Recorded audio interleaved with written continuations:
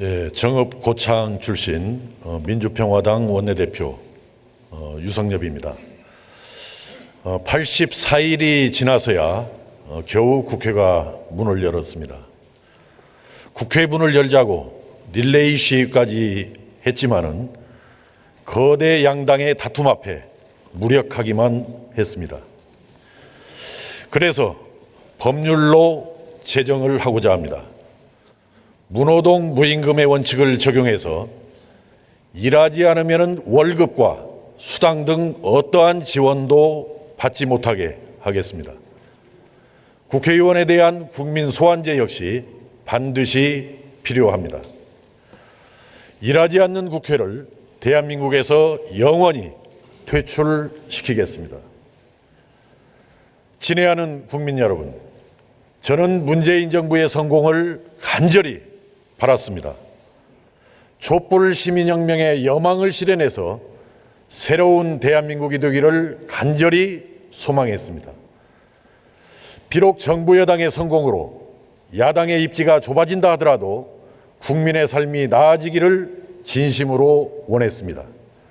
그러나 안타깝게도 현실은 그러지 못합니다. 올 1분기 우리나라는 10년 만에 마이너스 0.3%의 역성장을 기록했습니다. 세계에서 가장 빠른 저출산 고령화, 늘 부족한 일자리, 갈수록 더 심해지는 양극화와 사회적 갈등까지 지금 우리는 유례없는 총체적 위기를 맞고 있습니다. 외교는 어떻습니까? 남북관계의 진전은 이제 돌이킬 수 없는 역사적 흐름이 되었습니다. 북한 비핵화와 한반도의 항구적 평화를 위한 문재인 정부의 노력과 성과에 박수를 보냅니다. 그러나 미국의 방위비 증액 요구와 중국발 미세먼지, 그리고 최근 일본의 무역 보복 등 난관들이 여전히 산적해 있습니다. 안보는 더욱 심각합니다. 북에서 목선이 넘어와 셀프 신고를 하는데도 은폐와 축소에만 급급합니다. 햇볕 정책은 튼튼한 안보가 바탕이 되어야 하는데도 정작 그 기초는 온데간데 없습니다. 이것이 안타까운 대한민국의 현실입니다. 지금 대한민국의 모든 문제는 정치가 민생을 외면한 결과입니다.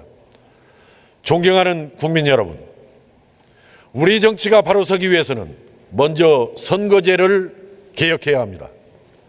연동형 비례대표제는 국민이 투표한 대로 민심을 그대로 반영하고자 하는 선거제도입니다. 우리 정치를 한 단계 발전시킬 대안입니다. 그러나 지금 패스트트랙에 올린 개정안은 반쪽짜리에 불과합니다.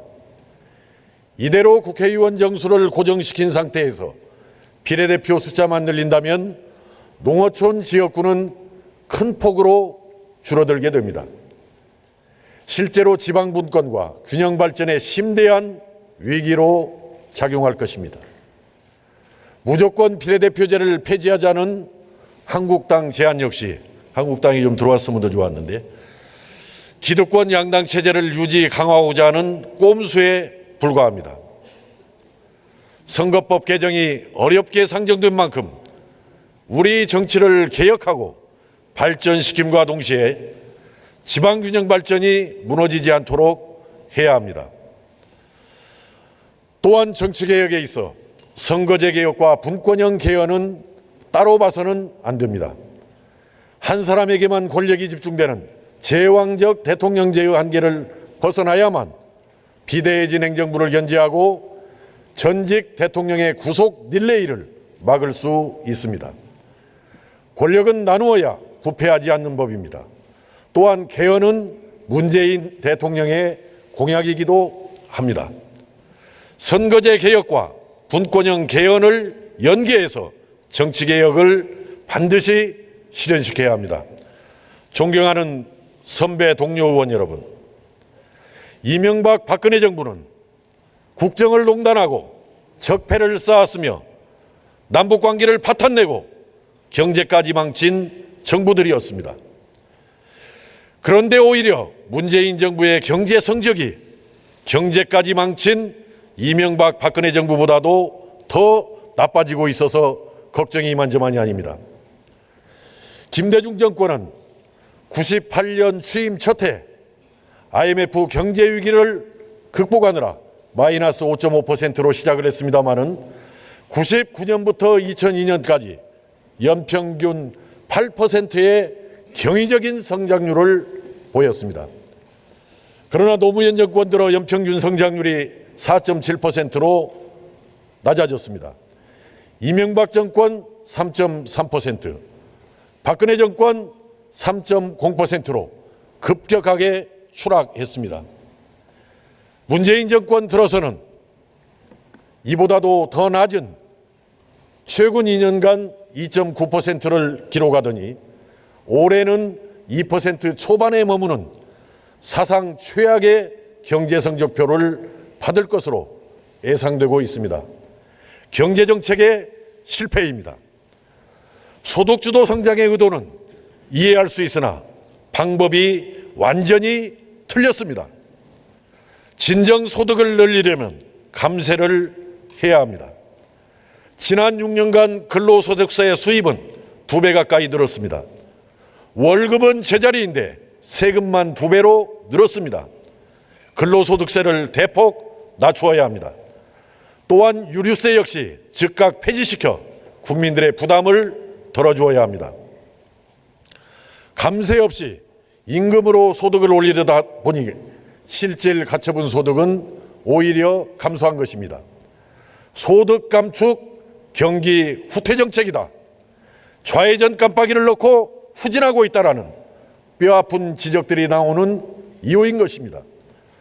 또한 문재인 정부가 주장하는 혁신 성장은 산업구조와 교육, 노동시장의 전반적인 혁신으로 경제 성장을 도모하겠다라는 것이지만 정작 가장 중요한 공공부문 축소개혁에 대한 내용은 전혀 없어서 문재인 정부의 혁신 성장은 무개념이라는 그러한 지적을 면치 못하고 있는 것입니다. 이러한 경제정책의 실패는 곧 성장률 하락으로 직결됩니다.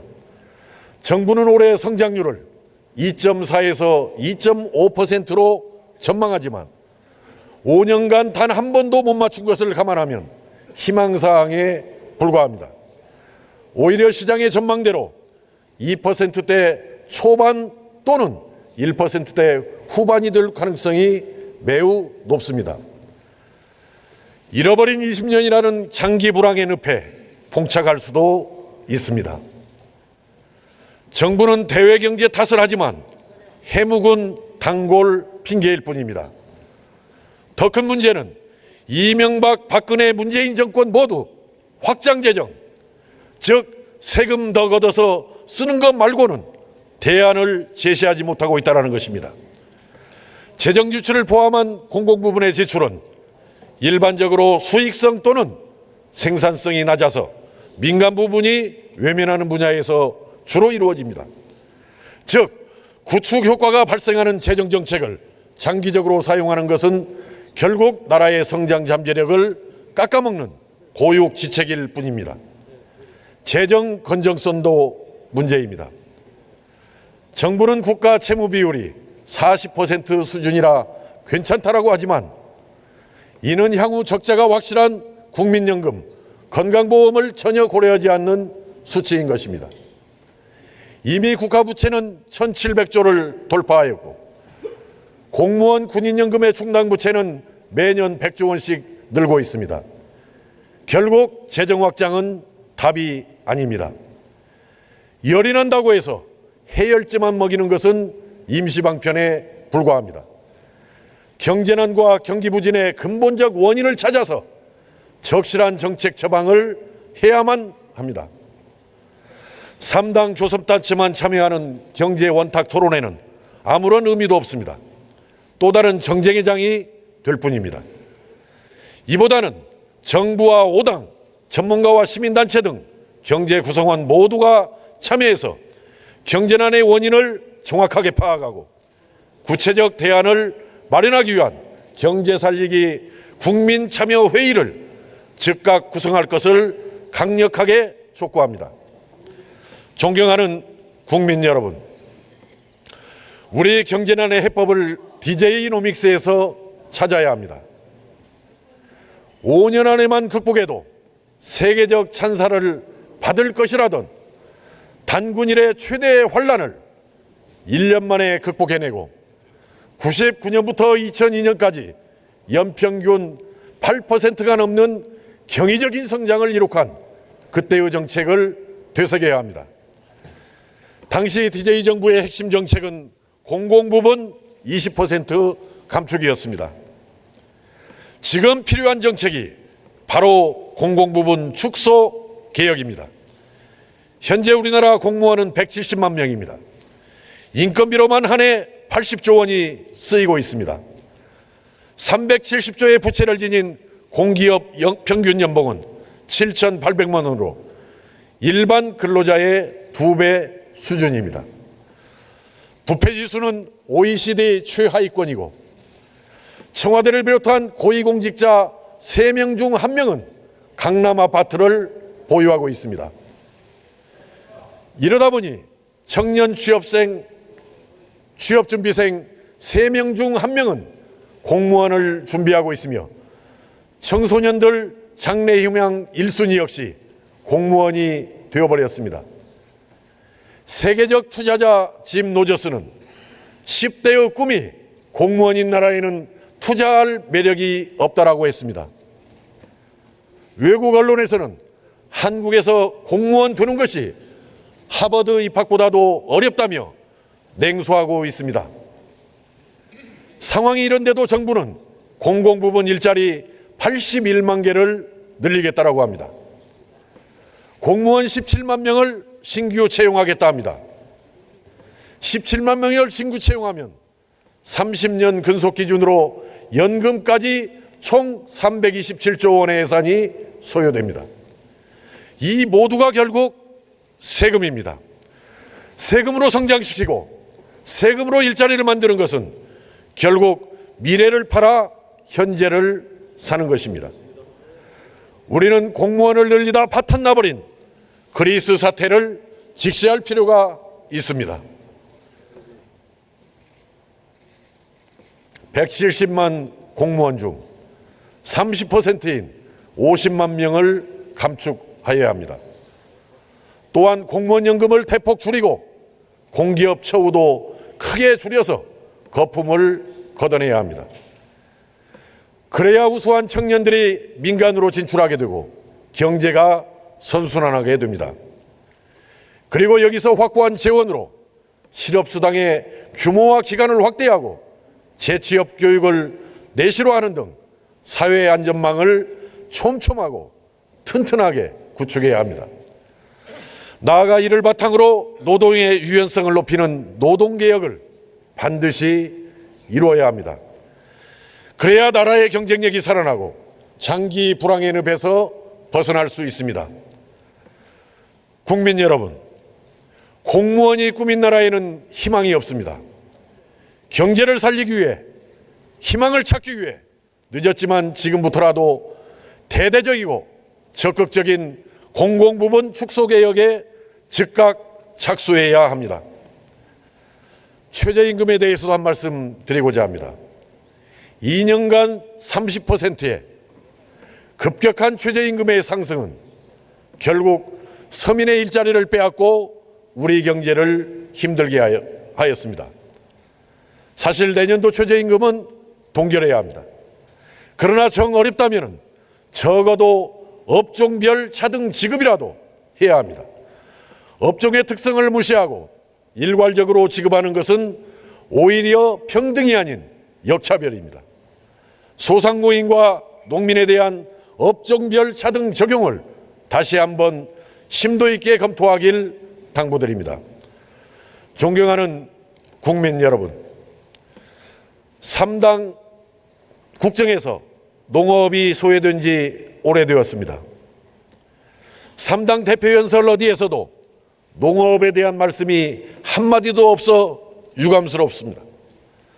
국민소득만 높다고 선진국이 아닙니다. 농업과 농촌이 살아나야 명실상부한 선진국이 될 수 있는 것입니다. 방어적이고 소극적인 정책을 적극적 육성 정책으로 전환시켜야 합니다. 농업 예산, 특히 직불금 예산을 대폭 확충해야 합니다. 국민의 식량 주권을 지킬 수 있도록 정부의 전향적 태도를 요구합니다. 존경하는 선배 동료 의원 여러분, 우리는 이번 5.18 망언을 통해 그릇된 역사관이 얼마나 큰 사회적 갈등과 비용을 가져오는지 다시 한번 확인하였습니다. 근현대사에 대한 합리적이고 객관적인 정리가 필요합니다. 우리 헌법 전문에는 3.1운동 정신을 계승한다 하였으나 사실 그 이전에 반봉건 항일운동의 효시가 되었던 동학 농민혁명이 있었습니다. 이 나라의 자주와 독립, 민주화를 이끌었던 동학 농민혁명 정신을 헌법 전문에 포함시키고 참여자들을 독립유공자로 지정하여 애우해야 합니다. 5.18 민주화운동 역시 하루빨리 진상조사단이 꾸려져서 전두환 등 책임자에 대한 실체적 조사와 강력한 처벌을 해야 합니다. 또한 노걸리 사건, 제주 4.3 사건, 거창 사건 등에 대한 진상규명을 적극 지원하고 이 중 유일하게 아직까지 특별법이 없는 여순 사건에 대한 특별법 제정도 조속히 이루어져야 합니다. 다시는 역사에 대한 왜곡과 망언이 반복되지 않도록 민주당과 한국당의 적극적 협조를 요구합니다.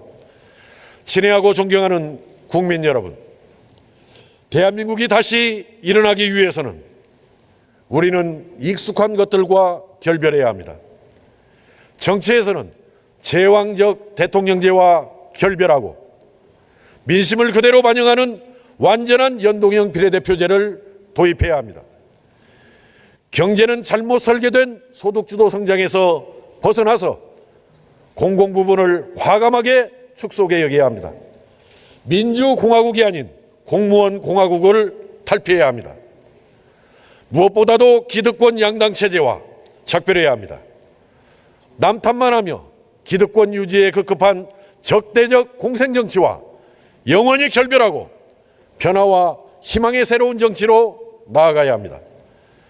국민 여러분, 탁상머리 정치 이데올로기를 탈피해 오로지 민생과 경제만 생각할 새로운 정치 세력의 태동과 구축에 힘을 보태주십시오.